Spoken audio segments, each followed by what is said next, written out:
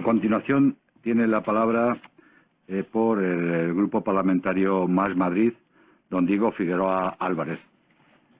Figuera, perdón. Muchas gracias, señor presidente. Agradecer al señor Fernández y su comparecencia. Voy a intentar ir haciéndole preguntas y le ruego brevedad para poder, a ver si puedo decir todas las preguntas que me parecen importantes, porque su comparecencia me parece fundamental en esta comisión. Lo primero es pensar qué piensa usted de si funcionó bien el dispositivo de coordinación sociosanitaria de la Comunidad de Madrid durante los tiempos de la primera ola de la pandemia. Muchas gracias. El dispositivo de coordinación sociosanitaria, ¿se puede usted explicar un poquito mejor? El Gobierno de la Comunidad de Madrid, en la Consejería de Sanidad, tenía una Dirección General de Coordinación Sociosanitaria.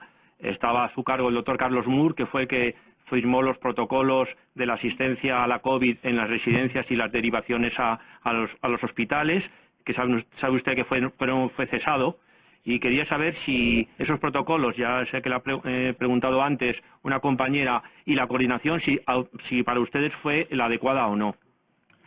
Bueno, la coordinación se vio obligada porque los centros de atención primaria, que son la referencia diaria, siempre han sido la referencia diaria de las residencias, el primer contacto con la sanidad es a través de atención primaria. Como atención primaria, la mayor parte de los centros de atención primaria se cerraron, pues entonces se creó esa figura del geriatra de enlace. Entonces nosotros, toda nuestra comunicación era a través de ese geriatra de enlace del hospital de referencia. Nos inundaron de protocolos, continuos protocolos muy cambiantes. ¿Y cree que fueron eficaces? Pues unos sí y otros no. Muchos de ellos estaban fuera de la realidad, porque claro, se hablaba de cuando tú trates a una persona con positivo, coge los equipos de protección individual, los famosos EPIs, y haces esto, lo otro, lo demás allá. Es que no había EPIs. Eso significa que, no había EPIs. Como decía el señor Cubero, que también es de la patronal, que habló en el Congreso, que a lo mejor se habían sentido ustedes solos y desprotegidos por el gobierno regional. ¿Afirma usted algo parecido o no? Sí, lo hemos estado diciendo desde mediados de marzo, desde el 20 y tantos de marzo, cada vez que hemos comparecido ante los medios de comunicación, sí, hemos dado ese mensaje, porque consideramos que ha sido real y que además deberían prestarnos mucha más atención, puesto que estábamos tratando con las personas más vulnerables, más frágiles y con mayor posibilidad de tener un desenlace fatal, como lamentablemente después sí ocurrió. ¿Cree que eso tuvo que ver con el índice tan alto de fallecidos en sus residencias de Madrid? Claro, pero es en Madrid y en toda España. Pero vamos a ver, si a nosotros... Sí, pero yo le estaba preguntando en Madrid. Sí, yo le respondo. Yo no le voy a rehuir ninguna pregunta. Muy bien, muchas gracias. Vamos a ver, si de repente de la noche a la mañana consideran que nosotros estamos capacitados para atender la agudeza de una pandemia tan tremenda, pues no lo estábamos. ¿Nosotros teníamos respiradores? Pues no los teníamos, evidentemente. Con lo que entonces, por eso estaba diciendo en mi inicio de intervención, que uno de los principales problemas fue el desconocimiento enorme que por parte de las autoridades, principalmente las sanitarias, tenían de nuestro sector. Entonces consideraron que podíamos hacer unas cosas que no podíamos hacerlas. ¿Y se reunieron con ustedes para poder un poco discutir todo este tema? ¿Les tuvieron en cuenta? ¿Pudieron tener reuniones formales para poder intentar arreglar esta situación? Nosotros hemos estado reclamando esas reuniones, nosotros nos hemos estado reuniendo con responsables tanto de política social como de sanidad, sí, continuamente. Vamos, de hecho, todos los miércoles, desde hace unos cuantos meses, celebramos una reunión en la que se van principalmente poniendo encima de la mesa todos esos problemas de coordinación y los problemas que se nos están presentando para poderlos solucionar, sí. ¿Usted qué opina de la intervención de las residencias? ¿Piensa que fueron suficientes las residencias que se intervinieron? Y dos, ¿cree que los inspectores hicieron una buena labor o faltaban algo? ¿Piensa que pudo haber más intervenciones o no? ¿Qué piensa de la intervención de las residencias? Vamos a ver, lo que se llamó por intervención en realidad se reducía a que un funcionario se ponía al habla con el director de la residencia, se enteraba de viva voz de los problemas que tenía e intentaba apoyar en la medida de lo que era posible. Pero no se ponía, no es una intervención como podamos pensar todos al uso, quítate que me voy a poner yo, a partir de ahora voy a empezar a gestionar el centro. No. ¿Y cree que fue útil o entorpeció? Hombre, mire, todo apoyo es importante y todo apoyo es bueno, claro, y cuantos más sumemos, pues evidentemente mucho mejor.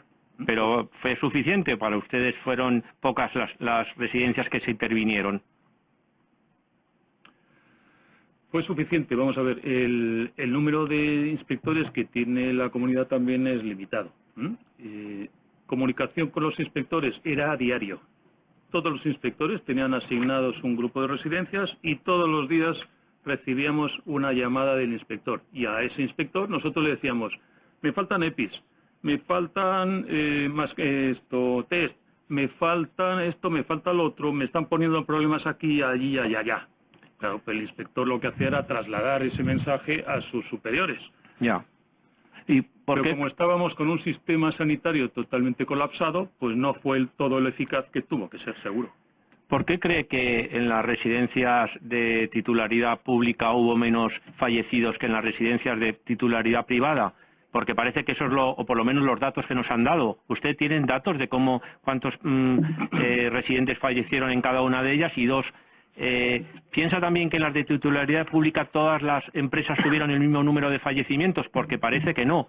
Hubo algunas empresas que tuvieron más fallecidos y más infectados que otras. Creo que hubo diferencias en cuanto a la gestión de esas empresas para que haya en algunas, como han dicho antes otros compañeros, en Domus, y tal, más fallecidos y peores cifras que en otras.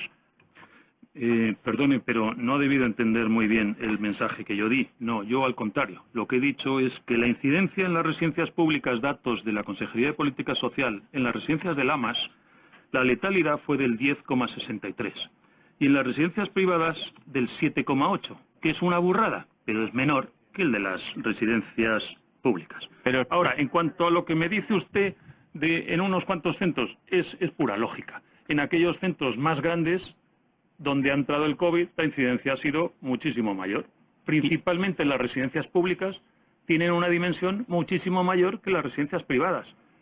Estas otras residencias que me está usted comentando de estos grupos son residencias muy grandes. Entonces, claro, cuando ha entrado en una residencia de 200 plazas, pero hay públicas que tienen hasta 500, pues imagínese. ¿Y tiene algo que ver la propagación del virus, lo que ha podido ser? Tremendo. ¿Y eso tiene que ver un poco también con el número de personal y con el número de residentes que había por personal? ¿Cree que eso influye? En absoluto. En absoluto. En absoluto. También quería preguntarle si han recibido compensaciones económicas ya por parte del gobierno regional por todos los gastos y por las pérdidas que ha habido en las residencias. No.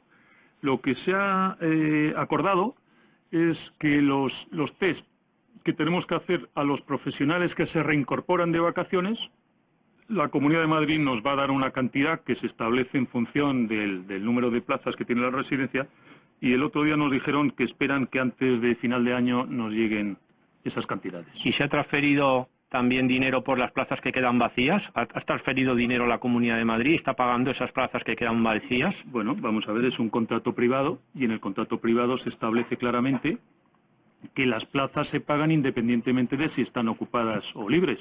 Por tanto, evidentemente se está cumpliendo el contrato, ni más ni menos, porque estamos en un Estado de Derecho. Pero también dése usted cuenta, señoría, que, por ejemplo, nosotros ahora mismo en las residencias tenemos que destinar un 5% de las plazas para posibles rebrotes, posibles contagios. Ese 5% no nos lo está pagando nadie.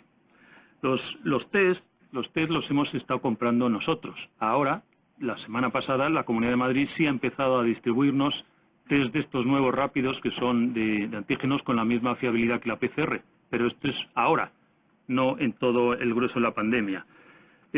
Los EPIs, pues mire, la Comunidad de Madrid ha estado entregando EPIs en concreto, desde el 14 de abril hasta el 4 de junio, y esas entregas se hacían de forma semanal. El resto del tiempo, los EPIs los hemos pagado nosotros. De hecho, ahora mismo también. ¿Y le parece que el gobierno regional tenía que haber puesto más material y también tenía que haber ayudado a la reposición del personal por todas las bajas que hubo? Porque si no, yo entiendo que parte de las dificultades también fue por esa debida falta de personal. ¿Ustedes creen que ahí el gobierno regional actuó adecuadamente o piensan que podía haber hecho algo más?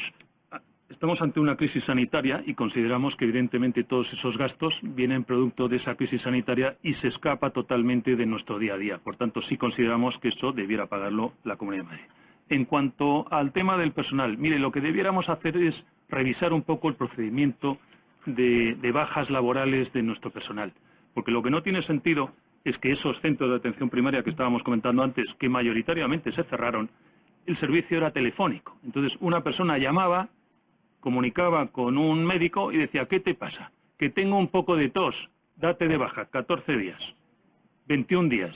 De tal forma que nosotros, en apenas 2 semanas, el 30% de nuestras plantillas las tuvimos de baja. Pues sí, evidentemente ahí tenemos un gran ámbito de mejora. Y ahora se ha reducido de esos 14 días. ¿Ahí cree que el gobierno debería intervenir? Se ha reducido a 10. Bueno, es un paso. Pero debemos revisar eso, porque si no, ¿quién va a cuidar de los mayores, ¿no? También me gustaría saber si ustedes tienen cifras de los fallecidos en los hospitales que provenían de las residencias, porque nosotros esas cifras no las tenemos. Ya me encantaría a mí que las tuviésemos nosotros. Y sepa usted que desde mediados de marzo nosotros estamos comunicando todos los santos días de la semana, 7 días de la semana, desde mediados de marzo.